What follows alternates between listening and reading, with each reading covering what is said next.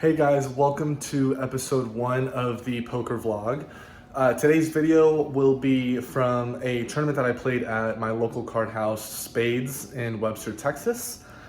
This is just a freeze out tournament, so one entry and then you're done. It was a $100 buy-in, and yeah, I had a lot of fun. Unfortunately, due to technical difficulties, I wasn't able to get any actual footage of the hands that I was playing. However, I was able to find an online simulator where I was able to recreate the hands. But before we get into that, just a couple notes about the software itself.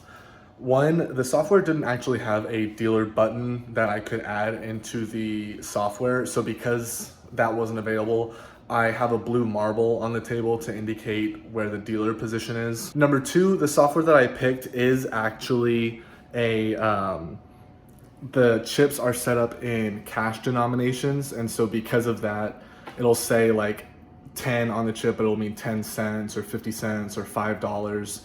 Because the tournament doesn't have a direct dollar amount to the chip, just think of whatever value I bet times 10, and that's how much the amount was that I ended up betting. The last thing is also, I unfortunately wasn't able to get accurate chip stacks for the other players, including myself at the table. So the chip stacks doesn't actually represent what the stacks were at the table. So with all that being said, I'll make sure to leave all those notes in the description below so you can follow along with it as you're watching the video.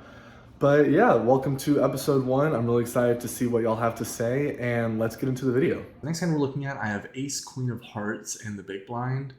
So when it decides to limp to me 5 ways, I think that there's too many loose hands just trying to see a flop and hoping to get lucky. So in the big blind, with such a premium hand, I like to raise to 1,000, and I get only the under the gun player to call.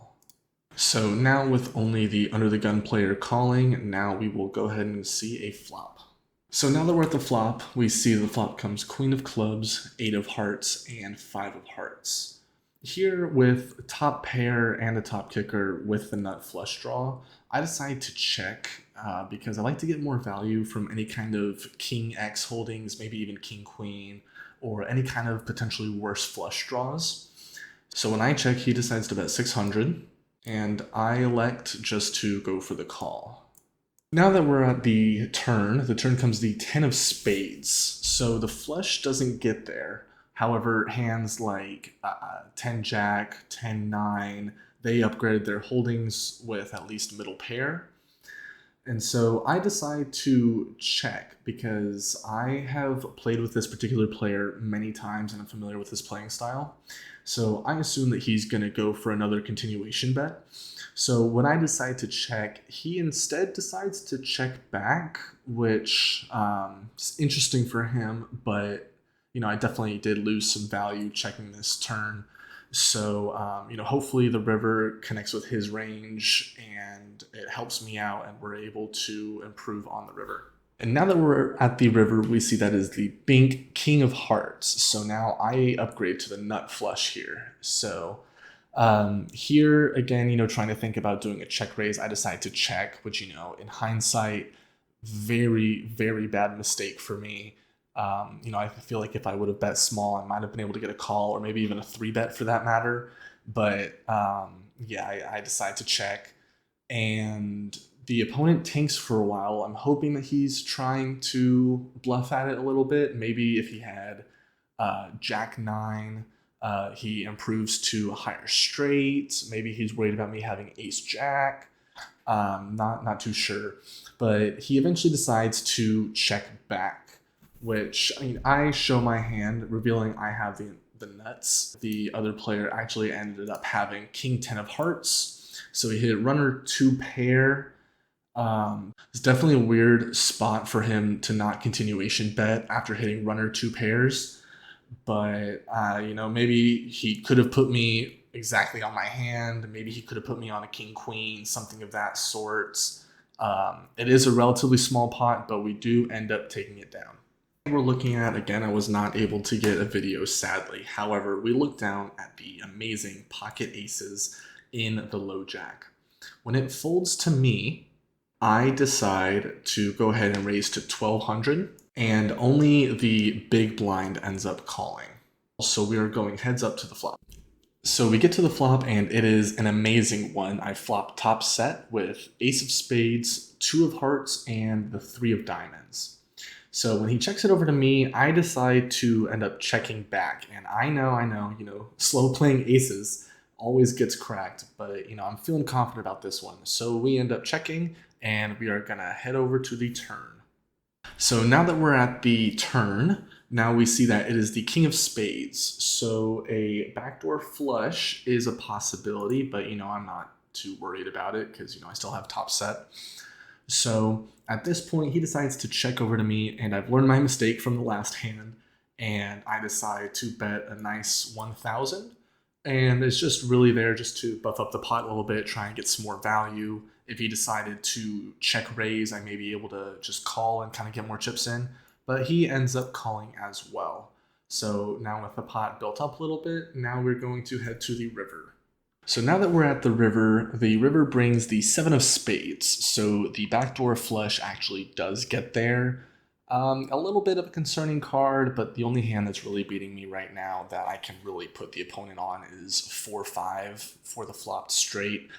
I don't think that he has it though, because he would have played it completely different. He decides to check, which is an interesting spot. And at that point, I think, this seven of spades coming, it can look really weak.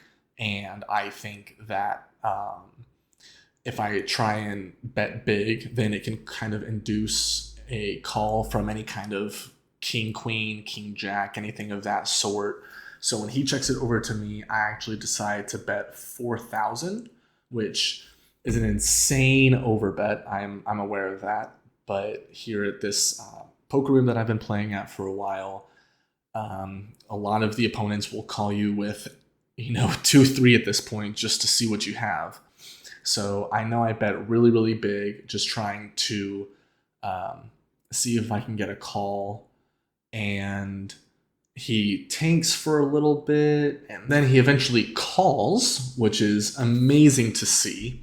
So I end up tabling my hand, showing the flopped set, and he reluctantly throws his cards in the muck. So we're not able to see what he has, but definitely the winning hand, obviously, and I'm able to scoop down a massive pot. This next hand, we have a lot of action coming up. I look down at the ace of spades and the nine of clubs under the gun. This hand is not very strong. However, if you look at most solvers, it is a standard call majority of the time. So I decided to go ahead and call for 1,000. And everyone limps in except the cutoff and the button. And now that everybody has limped in, we are now heading multi-way to the flop. Now that we're at the flop, we see it as the ace of hearts, jack of hearts, and the seven of diamonds. So there is a potential flush draw there. And I do flop top pair with a decent kicker. I'm not too comfortable about it. But when it checks to me, I decide to bet 2,000. And only the under the gun one and the low jack decide to call. So now that we have knocked out a couple players, we are now heading to the turn.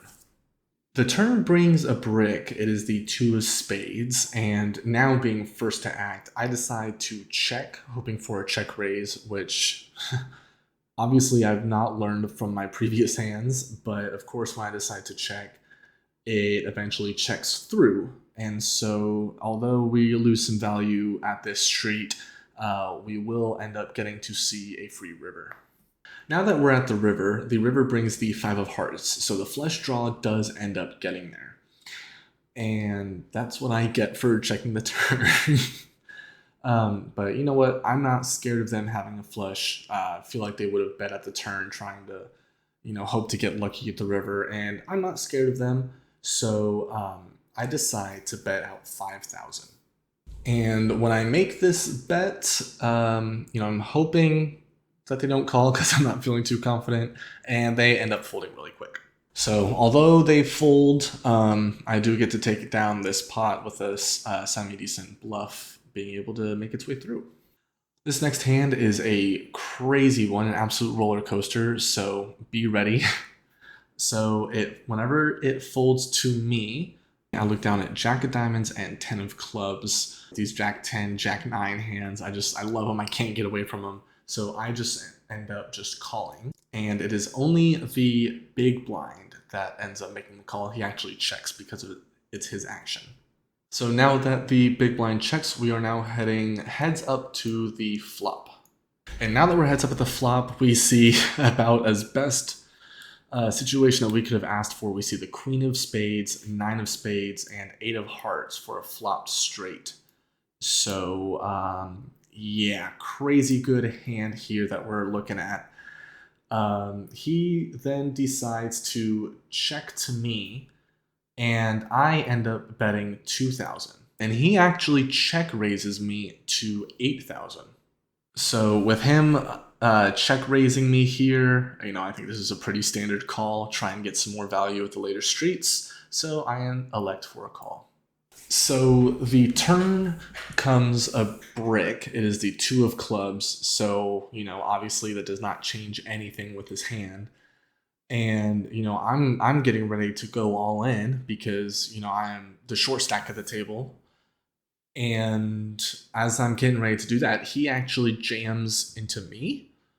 So he ends up going all in for way more. And I'm confused here because this is his first hand playing at the table. He just entered the tournament. He just sat down. And so this is absolutely crazy to me. I don't know what to expect of it, but he ends up going all in. This is obviously a snap call for me, obviously for a lot less, but when we do that, I table my cards, and at that point we end up seeing he has Queen 9 offsuit for the flopped 2 pair. So yeah, we're sitting in great position. He has no flush draws or anything. He's just hoping for a queen or a 9. And so as long as I dodge one of those, I'll be good. And the river comes the King of Spades. So thankfully I missed that. I wasn't up against any spade draw, or else I would have been knocked out. But thankfully, because of that massive pot, I end up getting a big double up, and I end up sitting at about 81,000 for the tournament. So very, very big pot for me, and very happy to keep going on. Okay, so since that last hand, I'll be honest, there was not a lot of very noticeable hands that I took notes on. After that big win, you kind of want to just relax for a little bit, wait till good hands come to you, and kind of hope the smaller stacks end up getting knocked out. So through that, I was kind of blinding out a lot. And then I get to this hand where I look down at the Ace of Spades and the Queen of Diamonds in the big blind. The under the gun player decides to raise to 6,000. So the small blind ends up actually going all in. So now that he's gone all in, I am definitely the short stack of the table. I am very low in chips. And, with such a premium hand like this, with an under the gun raise, I hope that a second jam will kind of isolate me against the other player. So then I decide, okay, well, let's do this. Let's go all in. Now action is at the big blind, and he's sitting there and he tanks for a while and then ends up making the call.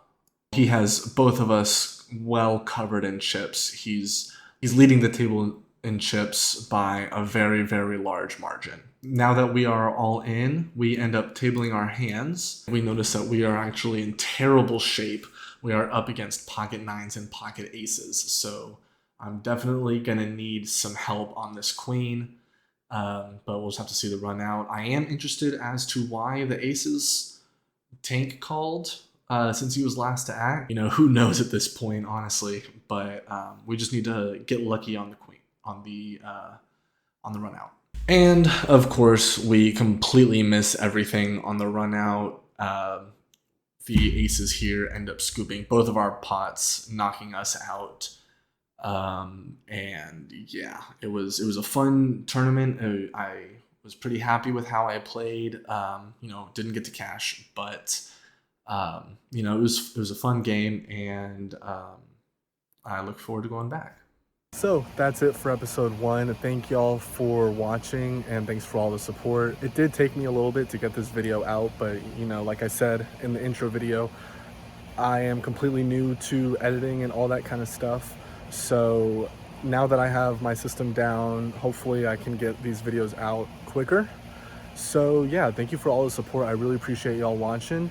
And if y'all could please like and share the video with all your friends, that would be great. And I look forward to seeing y'all again next time.